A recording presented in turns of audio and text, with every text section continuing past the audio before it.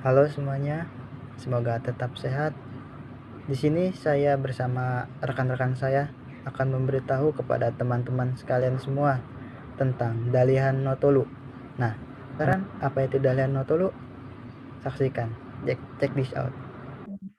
Ya baik, halo semuanya, semoga tetap sehat. Perkenalkan, saya selaku moderator pada kelompok antropologi kelompok ketiga ini. Di sini kelompok kita akan mempresentasikan sebuah materi yang berjudul Dalihan Natolu. Adapun nama-nama kelompok dari kelompok antropologi kelompok ketiga ini yaitu yang pertama saya sebagai moderator yaitu Sadam Al-Hadi, lalu ada anggota yang pertama ada Delvianus, lalu ada Presti, ada Jusnita, lalu ada Silvani dan Sisa. Yang pertama ada pengertian dari Dalihan Notulu yang akan saya sendiri yang akan menyampaikan materinya. Dalihan Notulu adalah filosofis atau wawasan sosial kultural yang menyangkut masyarakat dan budaya Batak. Dalihan Notolu menjadi kerangka yang meliputi hubungan-hubungan kerabat, darah, dan hubungan perkawinan yang mempertalikan satu kelompok dalam adat Batak. Dalihan Notolu ditentukan dengan adanya tiga kedudukan fungsional sebagai sesuatu konstruksi sosial yang terdiri dari tiga hal yang menjadi dasar bersama. Ketiga tungku tersebut adalah yang pertama ada somba marhula, yaitu sikap sembah hormat kepada keluarga pihak istri. Yang kedua ada elek marboru, yaitu sikap membujuk atau mengayomi wanita. Yang ketiga ada manat mardongan, tubuh, yaitu sikap berhati-hati kepada teman semarga. Lalu ada latar belakang. Dalihan Notolu memiliki arti tungku yang berkaki 3, bukan berkaki 4 atau 5. Tungku yang berkaki 3 sangat membutuhkan keseimbangan yang mutlak. Jika satu dari ketiga kaki tersebut rusak, maka tungku tidak dapat digunakan. Kalau kaki 5, jika satu kaki rusak, masih dapat digunakan dengan sedikit penyesuaian, meletakkan beban, begitu juga dengan tungku berkaki 4. Tetapi untuk tungku berkaki 3, itu tidak mungkin terjadi. Inilah yang dipilih leluhur suku Batak sebagai falsafah hidup dalam tatanan kekerabatan antara sesama yang bersaudara dengan hula-hula dan boru. Perlu keseimbangan yang absolut dalam tatanan hidup antara tiga unsur untuk menjaga keseimbangan tersebut. Kita harus menyadari bahwa semua orang akan pernah menjadi hula-hula, pernah menjadi boru, dan pernah menjadi dongan tubuh. Baik, selanjutnya pemateri akan dilanjutkan oleh Yusnita. Kepadanya dipersilahkan. Baik, terima kasih. Saya akan melanjutkan materi atau sambungannya dari Saudara Adam. Somba marhula, ada yang menafsirkan pemahaman ini menjadi menyembah hula-hula. Namun ini tidak tepat. Memang benar kata somba yang tekanannya pada som berarti menyembah, akan tetapi kata somba di sini tekanannya baya yang adalah kata sifat dan berarti hormat. Sehingga somba bermula-mula berarti hormat kepada hula-hula.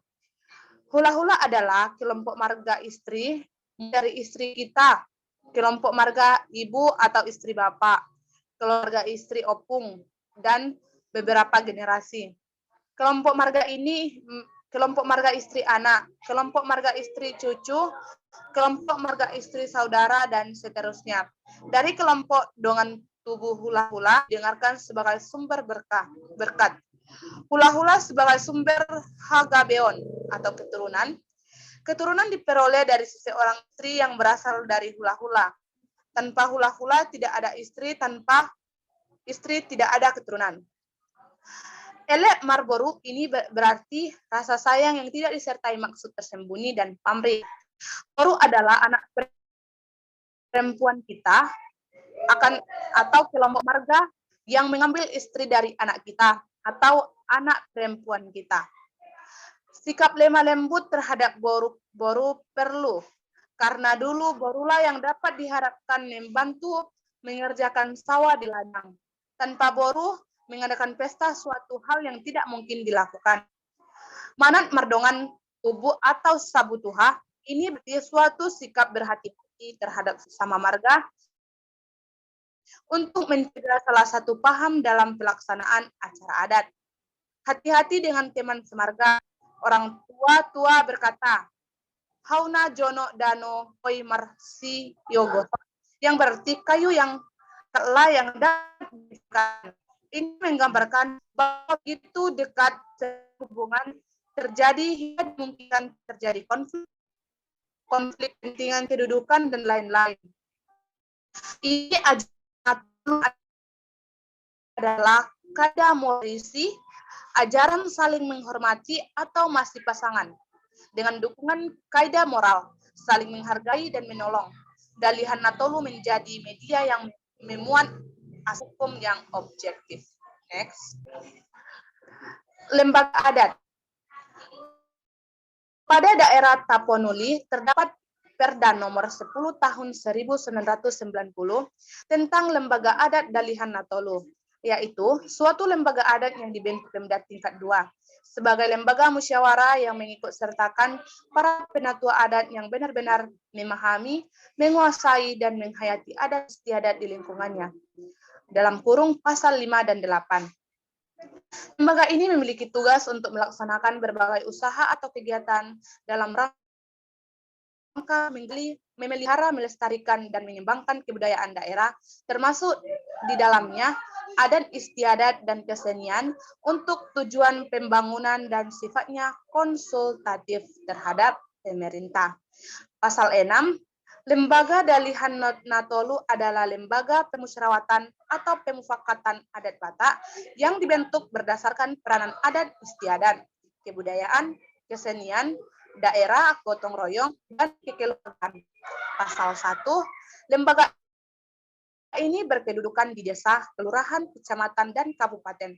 Pasal 5 dan 7, keanggotaan dan pengurusan lembaga adat Dalihan Natolu adalah para penatua adat yang benar memahami, menguasai, menghayati adat istiadat. Selain itu, jelas bahwa anggota dan pengurus harus setia dan taat kepada Pancasila dan Undang-Undang Dasar 1945 dan bertakwa kepada Tuhan Yang Maha Esa. Saya kembalikan kepada moderator. Terima kasih. Baik, terima kasih kepada kawan kita Jusnita. Selanjutnya pemateri selanjutnya akan disampaikan oleh Delvianus. Kepada Delvianus dipersilakan.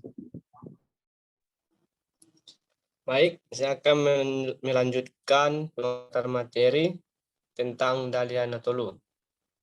Dalihan Natolu ialah tungku tempat memasak yang diletakkan di atas dari 3 batu. Ketiga dalihan yang dibuat berfungsi sebagai tempat tungku tempat memasak di atasnya.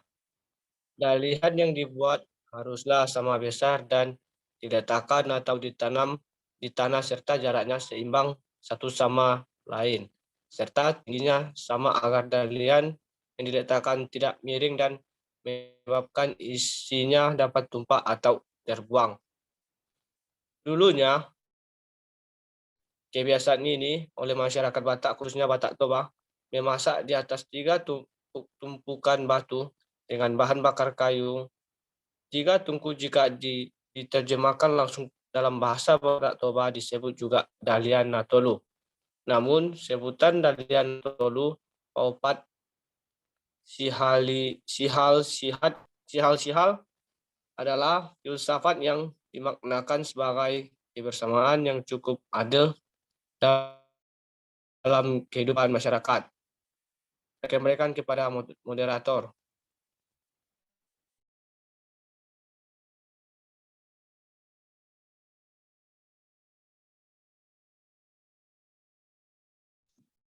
Baik, terima kasih kepada Delvianus.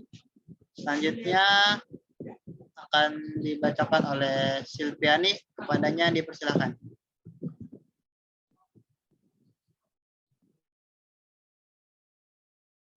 Baiklah, saya akan menjelaskan atau melanjutkan materi. Pesan persaudaraan Dalihan Natolu. Mengajarkan kesetara. Konsep Dalihan Natolu mengajarkan kekerabatan yang harus dijaga. Penegasan identitas sebagai hula-hula, boru, atau dong sabutuha. Menyadarkan warga Batak bahwa mereka memiliki keluarga besar yang terajut jalinan kawin-mawin. Tak heran jika resepsi nikahan seolah menjadi ajang reuni untuk saling menegaskan kekerabatan tersebut. Mereka bercerita tentang pengalaman hidup dan keberhasilan sembari menegaskan kembali bahwa mereka bersaudara Dalihan Natolu dapat memberikan dukungan politik karena kedekatan kekerabatan tersebut. Contohnya, dinasti Sisingamangaraja 12 yang turun-temurun mengambil istri dari marga Situmorang. Ketika Sisingamangaraja 12 bergelirnya pada tahun 1883 sampai 1907. Dia mendapat dukungan dari keluarga Horja Situmorang. Dukungan ini karena jalinan perkawinan antara Singamangaraja dan keluarga Dalihan Natolu juga mengajarkan demokrasi. Posisi seseorang dalam ikatan keluarga akan selalu berubah-ubah. Suatu saat dia masuk kelompok jadi hula-hula dan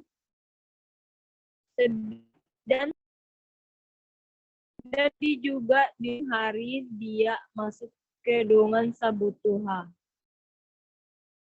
Semua itu bergantung pada posisi dalam silsilah.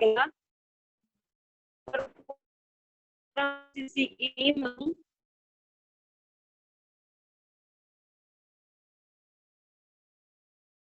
Ya baik, rupanya jadi sedikit kendala pada jaringan. Materi akan saya bacakan sendiri. Saya akan melanjutkan materi yang telah dibacakan karena Silvani terganggu pada jaringan.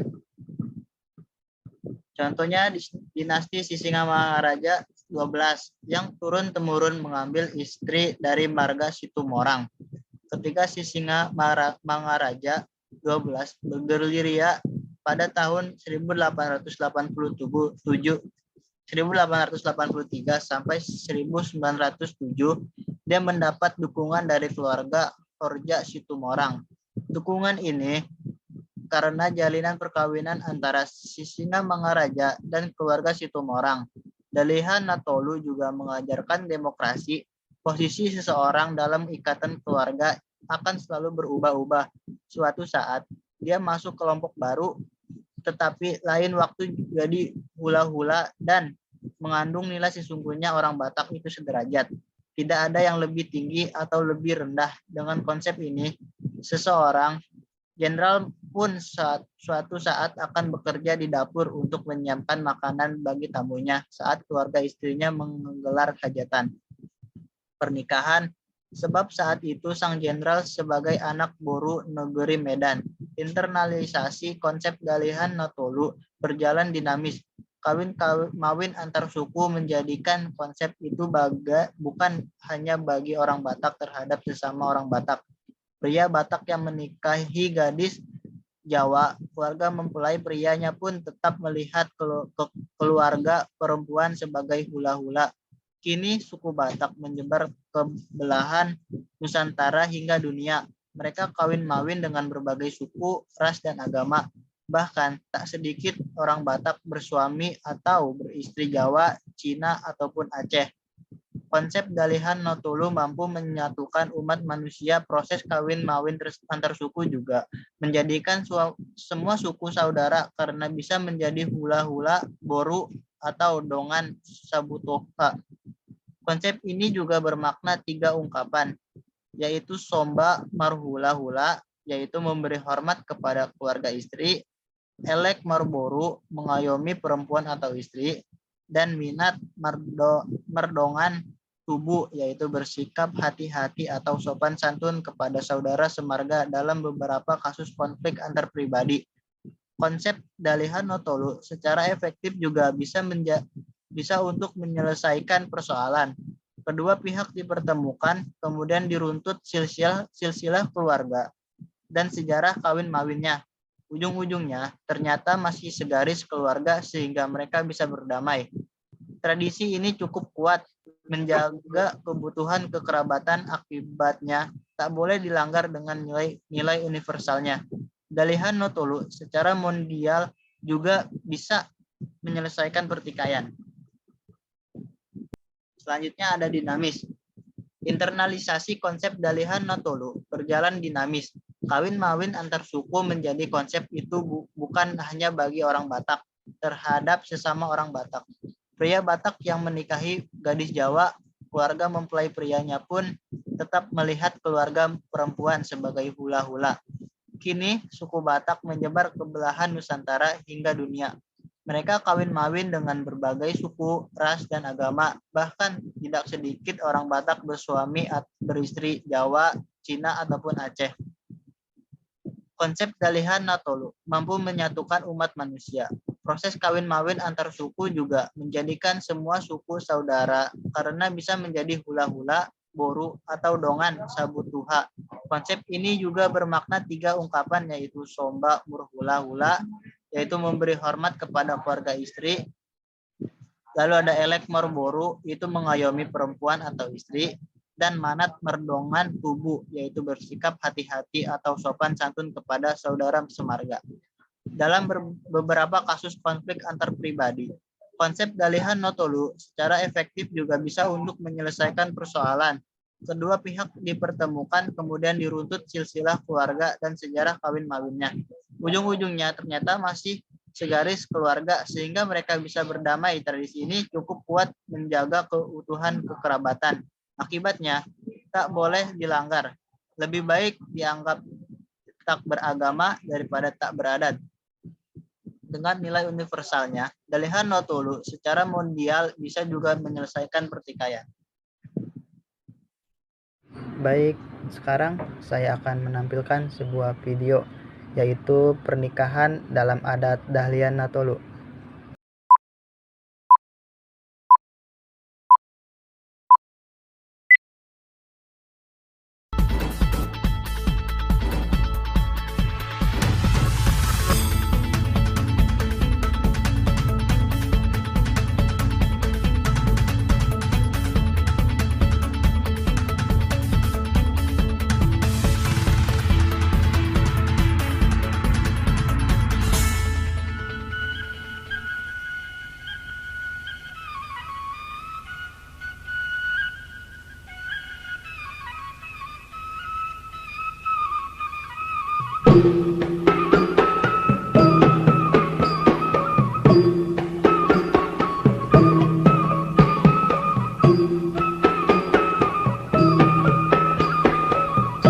Salah satu konsep kekerabatan di masyarakat Tapanuli Selatan adalah Dalihan no Tolu yang bisa diartikan sebagai tungku berkaki 3. Karena kakinya cuma 3, tentu tungku ini kalau tidak seimbang akan ambruk.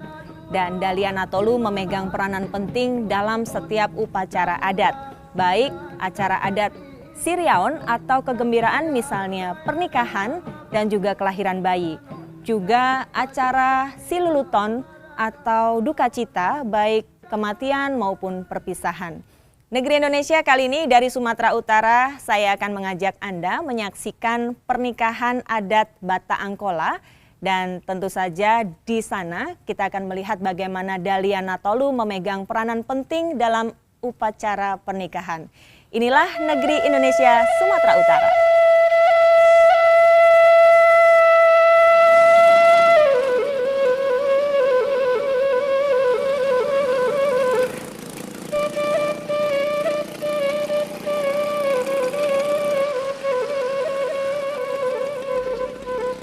Tapanuli bagian selatan semula adalah satu kabupaten. Sekarang sudah dimekarkan menjadi 4 kabupaten dan 1 kota madya. Panorama di Tapanuli bagian selatan sangat indah. Salah satunya adalah air terjun Aek Sijorni. Selain wisata alam, Tapanuli bagian selatan juga kaya akan wisata budaya. Salah satu kabupaten di Tapanuli bagian selatan adalah Tapanuli Selatan dengan ibu kota Sipiro. Masyarakat di Tapanuli Selatan terdiri atas beberapa suku. Namun suku asli di Tapanuli Selatan salah satunya adalah Batak Angkola. Masyarakat Batak dikenal sangat menjunjung tinggi adat istiadat dalam kehidupan sehari-hari dengan dalihan natolu.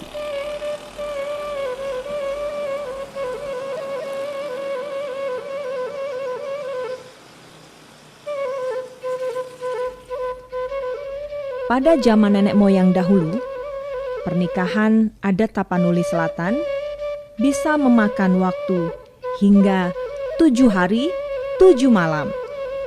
Sekarang karena alasan biaya dan nggak mau ribet, pernikahan adat tetap bisa dilangsungkan dengan upacara yang lebih simpel dan praktis tanpa kehilangan nilai-nilai budaya.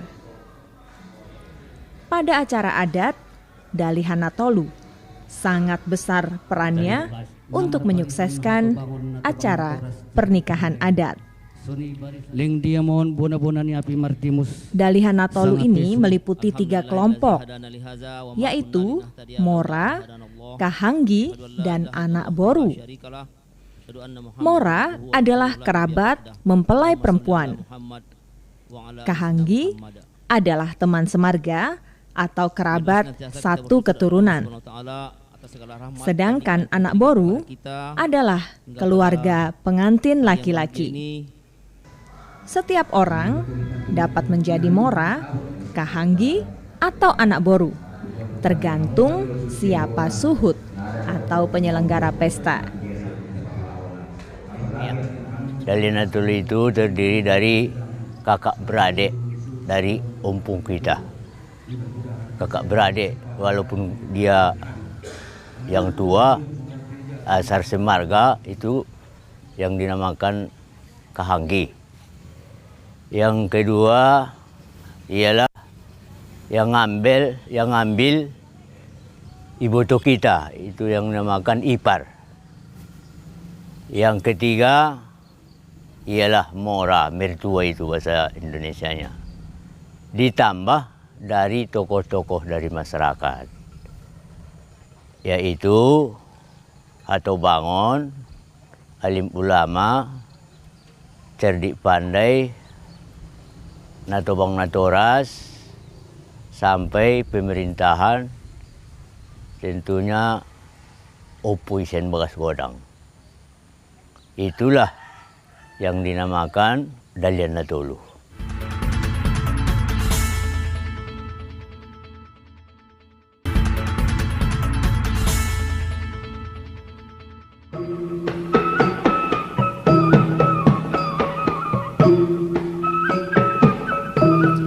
Acara adat pernikahan biasanya didahului dengan patobang hata atau perjanjian antara pihak keluarga mempelai laki-laki dan perempuan. Setelah terjadi kesepakatan, keluarga mempelai laki-laki kemudian datang dan membawa mahar atau disebut juga batang boban, serta silua atau oleh-oleh. Isi silua antara lain lauk pauk dan pulut atau ketan. Pengantin laki-laki datang lengkap dengan kahanggi, mora, dan anak borunya. Sementara yang menyambut adalah kaum perempuan dari pihak Dalihan Natolu, mempelai perempuan, yang menerima mahar serta oleh-oleh. Mora pengantin perempuan juga menyerahkan barang holong yang merupakan perlengkapan rumah tangga seperti tilam, piring, dan lainnya. Selain itu juga barang adat yang berupa indahan tungkus atau tompu robu yang merupakan nasi bungkus yang dilekatkan pada pohon beringin.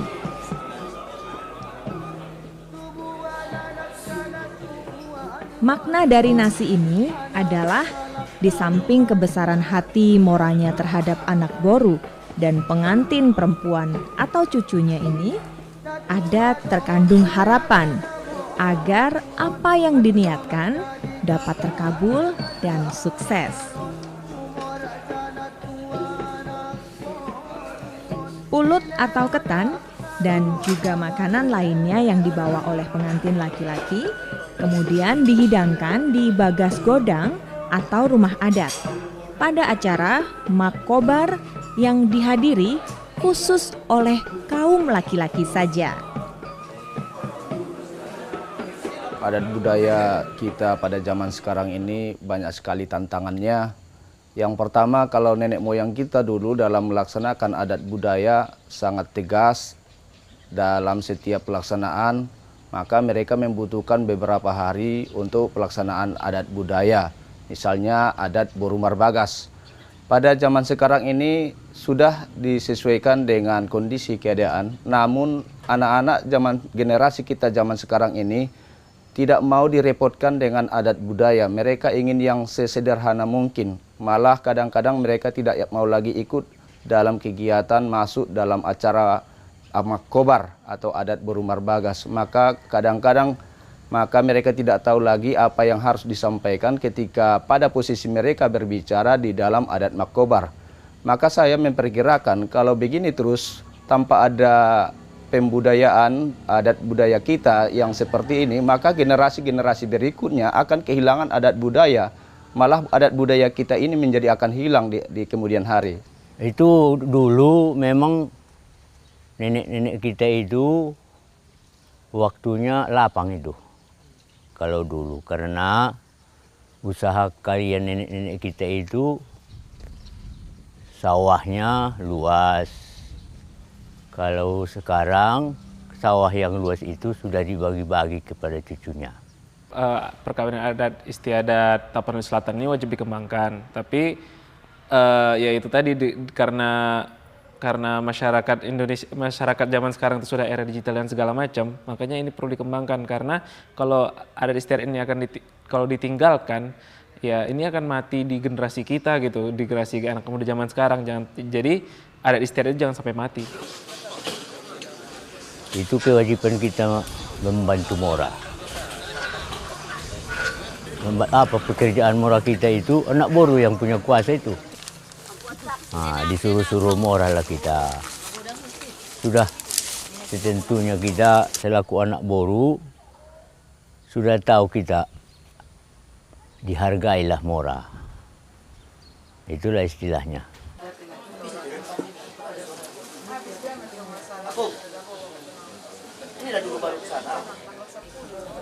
Setelah rombongan pengantin laki-laki diterima pengantin perempuan, maka dilanjutkan dengan mangalap parumain. Di sini, peran Dalihan Natolu juga sangat besar. Pada pesta pernikahan adat ini, ibunda pengantin perempuan menjadi Mora yang menyampaikan sambutan untuk kedatangan pihak pengantin laki-laki. Berterima kasih dan senang atas silua atau oleh-oleh yang dibawa. Sementara ibunda dari pengantin laki-laki pada pernikahan ini menjadi anak boru, membalas dan mengungkapkan keinginannya untuk menjemput calon menantu atau disebut juga dengan mangalap parumain.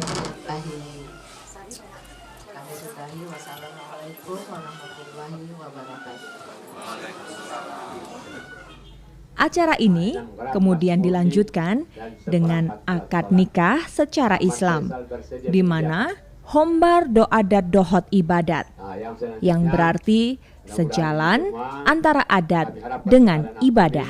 Ahmad Faisal Putra, aku nikahkan anak kandungku kepadamu, Rima Amalia Siregar, dengan mahar 6 gram emas murni dan seperangkat alat sholat tunai. Terima nikah Rima Amalia Siregar, maharnya 6 gram emas murni dan seperangkat alat sholat tunai. Al-Fatihah. Setelah akad nikah, acara adat kembali dilanjutkan dengan makobar di Bagas Godang atau bersidang di rumah adat. Meskipun rumah dari mempelai ini bukanlah rumah adat, tetapi bisa dianggap seperti rumah adat. Pesta pernikahan atau hurja dilanjutkan dengan anak boru dari suhud atau penyelenggara pesta yang membagi sirih kepada semua yang hadir, mulai dari raja adat dalam kerapatan adat. Sirih menjadi semacam pembuka percakapan dari kedua belah pihak keluarga. Raja adat menanyakan apa maksud memberikan sirih. Penyelenggara pesta atau suhud kemudian mengucapkan terima kasih atas kehadiran dan juga meminta saran kepada kahanggi apa-apa saja yang diperlukan untuk pesta.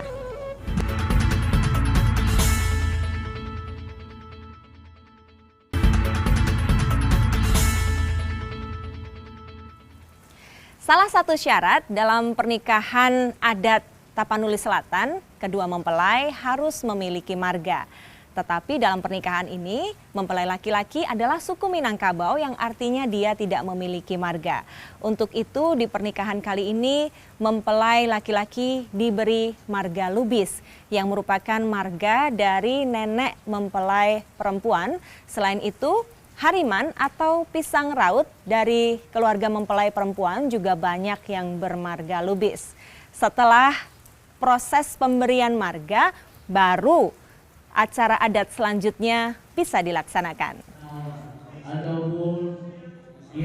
Pesta adat di Tapanuli Selatan mengenal beberapa jenis pesta yang menentukan apa makanan yang disajikan dan banyaknya uang yang perlu disiapkan oleh pihak pengantin laki-laki.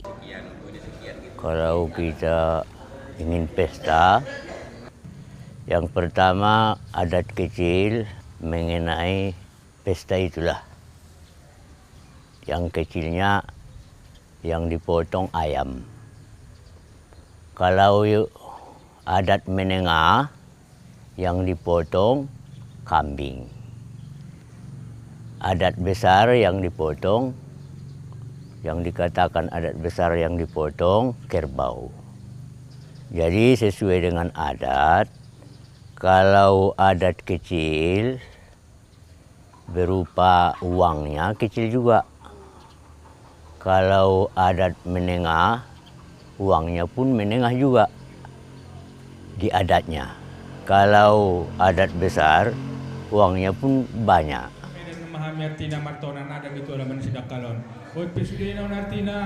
Acara berikutnya adalah manula sere atau memenuhi kewajiban. Pemberian dalam jumlah besar atau serena godang dan serena menek dalam jumlah menengah. Biasanya yang diserahkan oleh pengantin laki-laki adalah jumlah menengah, yaitu sejumlah uang dan keperluan calon pengantin perempuan, seperangkat pakaian pengantin, dan bentuk lahanannya adalah kambing. Mengenai adat ini juga, karena kebetulan yang kita laksanakan ini sekarang ini adalah adat Borumar Bagas dalam bentuk adat tengah atau menengah, maka sere tubarannya hanya sebatas 80.000.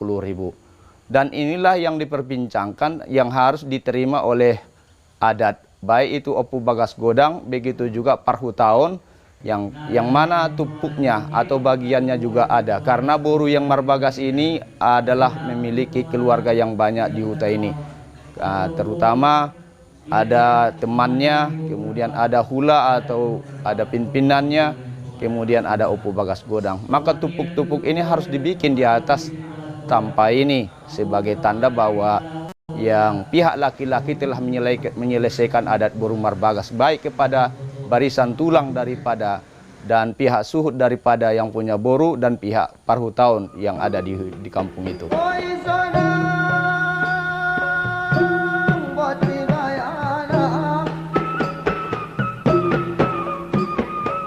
Pengantin laki-laki atau Bayo Pangoli dan pengantin perempuan atau Boru Nani Oli disodorkan sirih oleh adik perempuan atau mora dari pengantin.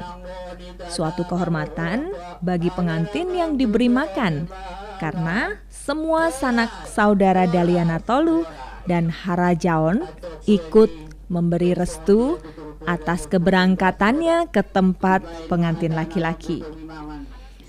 Selanjutnya, acara dilanjutkan dengan mambu tongi mangan atau makan sekenyang-kenyangnya. Sering juga disebut sebagai makan perpisahan atau mangalehen mangan. Biasanya makanan yang dihidangkan adalah kambing yang dimasak sempurna. Kepala, hati, dan sepasang kaki bagian atas harus terlihat bentuknya dan diletakkan di atas tampah yang dialasi daun pisang, lengkap dengan nasi, telur, ubi, dan garam. Indat tukus topurobu namanya dalam bahasa adat Tapanuli Selatan. Atau secara nasionalnya kayak seperti nasi tumpeng. Tetapi tidak sama, karena indat tukus topurobu ini berbeda. Ini menandakan bahwa acara adat untuk adat boru marbagas hari ini telah selesai. Dan inilah simbolitasnya kepada pihak pengantin laki-laki bila tiba nanti di tempat akan ditunjukkan lagi kepada raja-raja adat yang ada di tempatnya bahwa adat boru marbagas telah mereka selesaikan di tempat perempuan. Kemudian ada daun-daunan di atasnya sebagai filosofi kehidupan dalam membentuk rumah tangga.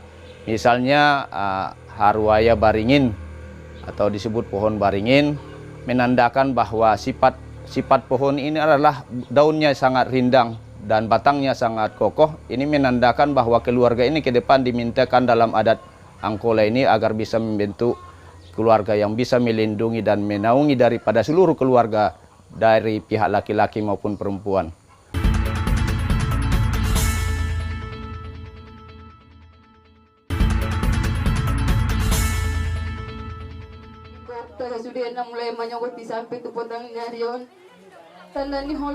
Nasihat-nasihat diberikan orang tua pengantin perempuan, barisan Daliana Tolu, serta hatobangan atau dari para tetua kampung tentang bagaimana menempuh bahtera rumah tangga, menjunjung martabat keluarga, sanak famili, dan tetap menjalankan ibadah sholat.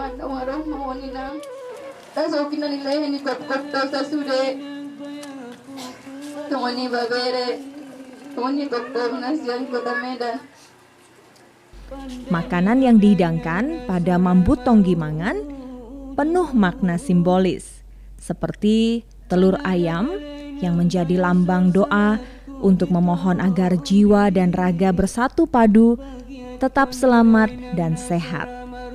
Nasi putih menjadi lambang perencanaan dan tanda keikhlasan hati dalam segala hal. Selain itu juga disajikan garam yang merupakan lambang kekuatan. Air putih dilambangkan sebagai keikhlasan. Masih ada lagi sajian lainnya, yaitu daun ubi, mata kambing, telinga kambing, kaki kambing, dan makanan-makanan yang lainnya. Pengantin perempuan yang akan berangkat ke tempat pengantin laki-laki pun telah mempersiapkan barang bawaan yang diletakkan di pantar para daton agar bisa disaksikan semua yang hadir. Barang yang dibawa adalah barang adat dan barang holong.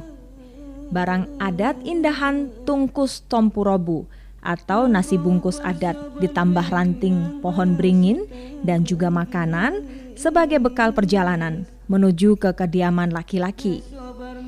Juga barang holong yang terdiri dari seperangkat alat rumah tangga yaitu tikar adat, kain adat, bulang atau mahkota pengantin perempuan, bantal, kasur atau tilam. Sebelum kedua pengantin ini meninggalkan rumah, masih dihadang oleh anak boru yang sejak kecil menjaga boru tulangnya atau pariban. Sehat-sehat, Keseluruhan acara adat telah selesai. Mempelai telah sah menjadi suami istri dan tetap bisa melangsungkan acara adat meski dalam versi yang lebih simpel dan singkat. Juga terlihat betapa Dalihan Natolu sangat penting dalam struktur bermasyarakat dan kekerabatan etnis Batak Tapanuli Selatan. Dalihan Natolu merupakan satu hal yang tidak lepas dari suku atau etnis Batak, termasuk Tapanuli Selatan. Seseorang bisa menjadi mora, kahanggi, ataupun anak boru. Dan ini seperti roda yang terus berputar. Konsep kekerabatan Dalihan Natolu ini menunjukkan rasa saling menghormati dan saling bekerja sama untuk kesuksesan suatu acara adat. Saya Mela Hapsari beserta seluruh kerabat kerja yang bertugas pamit undur dari negeri Indonesia. Kali ini, lestarikan terus budaya Indonesia.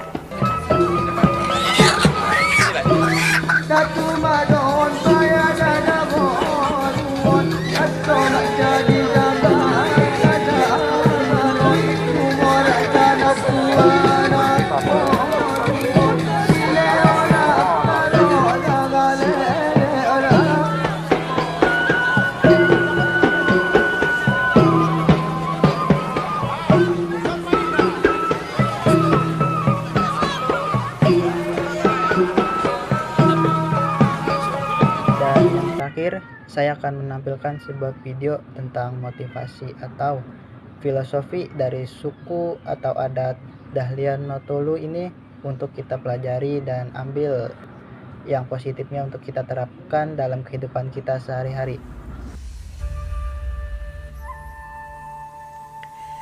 Halo semuanya, kali ini aku ingin membahas tentang budaya Batak nih. Kita belajar bareng ya. Jumlah populasi orang Batak di Indonesia itu cukup besar jumlahnya. Ini menarik banget untuk dipelajari, setidaknya mengetahui budaya mereka yang tetap terjaga. Yang aku tahu kalau orang Batak itu jago banget nyanyi dan sangat humoris. Suku Batak juga dikenal sebagai orang-orang pengembara dan petualang. Berarti mereka itu orangnya brave banget. Pantesan mereka itu ada di mana-mana. Namun dalam terminologi Batak, Batak itu artinya adalah mambatak atau mampar Batak, alias menunggang kuda atau kerbau.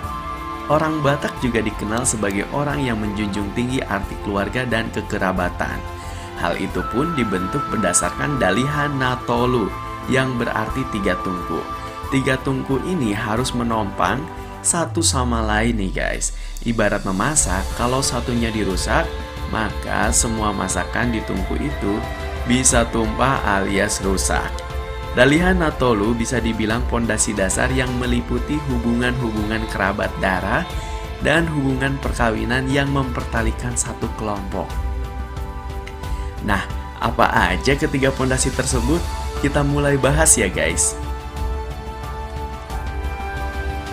1. Somba marhula-hula. Artinya orang Batak harus hormat sama saudara laki-laki yang semarga dengan ibu atau biasa disebut tulang. Mereka percaya bahwa si tulangnya lah yang dapat memberikan berkat, mendoakan, menasehati, dan menjaga mereka. Jadi posisi sebagai tulang itu sangat penting bagi orang Batak. Keluarga pihak istri menjadi penting karena sumber keturunan atau sumber berkat itu datangnya dari istri. Dan tanpa keluarga si istri nih, si istri pun tidak akan pernah ada. Oke, gini kali ya guys. Kita cowok nih kan pengen punya anak. Kalau nggak ada perempuan, kagak bakal ada tuh anak. Nah tentu aja kita harus nyari dong perempuannya dan keluarga perempuan akan memberikan Tapi kita harus tahu diri kepada keluarga perempuan. Karena tanpa mereka si perempuan itu kagak pernah ada. Di beberapa komunitas atau suku lainnya, jika perempuan itu udah nikah, mereka tuh udah milik keluarga laki-laki lah ya. Bahkan keluarga perempuan tuh gak boleh lagi ikut campur. Beberapa malah menarik diri dari keluarga asal perempuan. Beda sekali dengan suku Batak ini, karena akan nyambung nih ke poin kedua, kenapa si perempuan itu sangat penting buat mereka. 2. Elek Marboru. Orang Batak diharuskan memanjakan istri dan anak perempuannya. Meskipun perempuan itu kerjanya di dapur dan tidak dapat nama saat pesta adat, tetap saja orang Batak harus memperlakukan perempuan dengan baik. Karena di kemudian hari anak perempuanlah yang akan menjaga dan mengurus orang-orang Batak ini nih. Konon, setiap anak perempuan adalah putri raja. Karena marga yang diberikan biasanya diambil dari nama-nama raja terdahulu. Jadi, anak perempuannya harus tetap dihormati dan diperlakukan dengan baik. Wah, enak banget ya kalau misalnya jadi anak perempuan orang Batak. Oke, berarti memang orang Batak sangat menyadari kalau at the end mereka ingin diurusi oleh anak perempuannya. Sehingga ikatan perempuan terhadap keluarganya masih kuat banget sekalipun sudah menikah dan memiliki suami. Bisa jadi, ini kebentuk karena wanita lebih bisa diandalkan untuk ngurusin orang tua daripada anak laki-lakinya. Sehingga mereka harus menjunjung derajat perempuan. 3. Manat Mardongan Tugu. Orang Batak harus menjaga keakraban dengan rekan satu marga, terutama dalam bersikap, bahwa harus punya attitude saling menghormati dan hati-hati dalam berkomunikasi. Ini untuk menjaga atau menghindari konflik-konflik sosial. Apalagi sesama marga, bagi orang Batak nih, dimanapun mereka berada, mereka adalah saudara, meskipun tak sedarah. Itu dia 3 pondasi kuat atau 3 tungku yang mereka percayai. Dan jika dengan menjaga 3 hal tersebut, maka jalan hidupnya bisa aman, tentram, dan damai. Intinya orang Batak itu begitu tinggi dalam memposisikan atau mengartikan keluarga dalam hidupnya, serta saling menghormati satu sama lain agar tercipta kualitas hubungan yang baik. Bagi kita yang muda yang kadang lupa akan orang tua dan keluarga, iri sama keluarga sendiri, bahkan memusuhi keluarga, ingat akan ada momen di mana kamu ingin kembali, di mana kamu membutuhkan keluarga. Sayangi mereka dari sekarang ya guys. Jangan sampai kamu datang ke mereka saat lagi susahnya aja, saat lagi ada masalah aja, saat gak ada duit.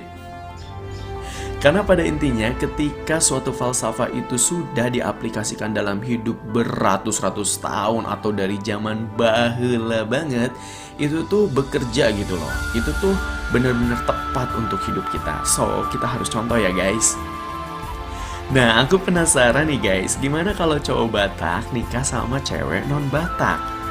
Jadi, si cewek akan mendapatkan marga karena harus mengikuti prosesi adat dan secara otomatis diberi marga menyesuaikan dengan pertimbangan pihak laki-laki. Karena di Batak tidak diperbolehkan menikah dengan sesama marga, karena semarga adalah bersaudara. Terus kalau si ceweknya yang Batak dan nikah sama cowok non-Batak, gimana ini? Nah, anak hasil pernikahannya tidak mendapatkan marga, karena marga diperoleh dari garis keturunan bapak, atau disebut patrilineal. Sebagai tambahan ya guys, kalau di Batak ada juga beberapa marga yang memang tidak mengizinkan untuk saling menikah walaupun berbeda marga. Jadi gini nih, dahulu kala terjadi perjanjian antar marga yang mengikat mereka bagaikan saudara atau anak kandung sendiri. Terima kasih kepada semuanya yang telah memberikan pematerinya. Sekian dari kelompok 3. Kurang lebihnya mohon maaf. Wassalamualaikum warahmatullahi wabarakatuh. Terima kasih kepada teman-teman yang barusan menyaksikan video saya, dan saya harap dengan apa yang saya berikan dalam video tersebut bisa bermanfaat bagi teman-teman dan bisa menambah wawasan dari teman-teman sekalian. Terima kasih.